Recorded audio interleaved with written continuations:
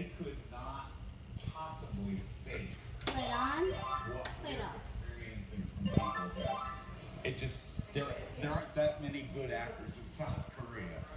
When you look at these names, Okay. you know some of them. Let's turn them in. Sonny Day, now lives in Utah, first pitched to the Korean government the idea of a trip for these families of those missing in action. Why do you take this so personal? Why do you feel so deep? You are in a burning car, somebody to save your life.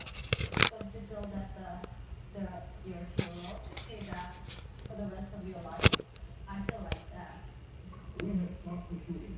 When the armistice was signed in July 1953, South Korea lay in ruins. People were slaughtered.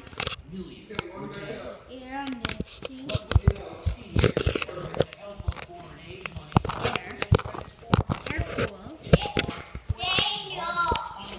and sixth largest exporter, in part due to the popularity of Korean brands, including Samsung Anyway, he was not in and Hyundai.